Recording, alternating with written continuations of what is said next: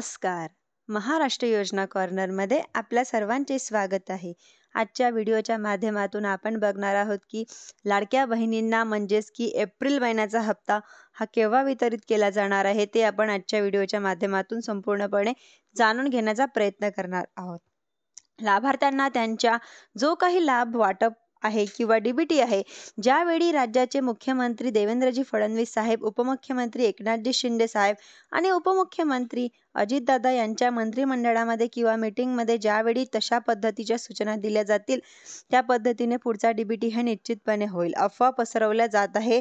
शेवटी कुठले निकष कशा पद्धतीने लावले जातील, कशा पद्धतीने बदलले जातील, तर कशा पद्धतीने कुठली जर एखादी तक्रार आली तर त्या संदर्भातील कशी स्क्रुटिनी केली जाईल हा निर्णय शासनाच्या आणि विभागाच्या राहतो. त्यामुळे अद्याप तरी त्या संदर्भातील कुठलीही चर्चा आलेली नाही. अद्याप त्या संदर्भामध्ये कुठेही चौकशी किंवा कुठेही त्या संदर्भातील कारवाईचा विषय झालेला आहे. एका घराच्या 2 बायकांना फक्त लाभ मिळू शकतो अशा संदर्भात नियम ही नाही आहे.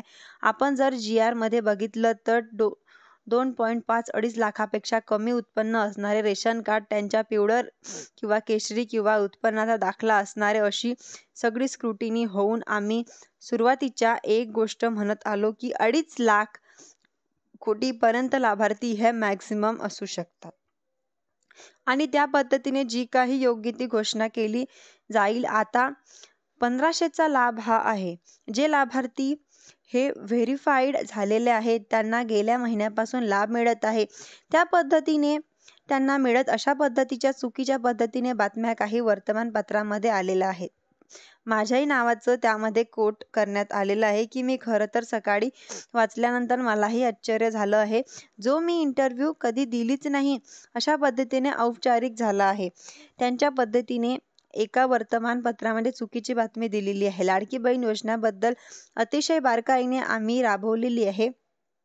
साधारणपणे 2,40,00,000 पेक्षा अधिक महिलांना आज या योजनेचा लाभ घेतलेला आहे. आणि ही योजना सुरू झाल्यापासून त्यांची चांगल्या पद्धतीने स्क्रुटिनी करणं, 2.5 लाखापेक्षा कमी उत्पन्न असणारे, 1 लाखापेक्षा कमी उत्पन्न असणाऱ्या माता भगिनींचे फॉर्म भरून घेणं, ऑनलाईन करणं, आधार सीडिंग करणं, कशा पद्धतीने ते केलं गेलेलं आहे. ज्यामुळे कुठेही स्क्रुटिनी ही 2.5 कोटी महिलांची किंवा लाभार्थ्यांची होणं हे शक्यही नाही आहे. आणि हे कळणंही नाही आहे. कारण आज या महिला 5 महिन्यापासून लाभ घेत आहेत. तर आणि दुसरी गोष्ट म्हणजे की कोणाची जर तक्रार झाली या संदर्भातील पुढच्या मग कधीही आहे आपण ते सर्वांसोबत संवाद करत आहे.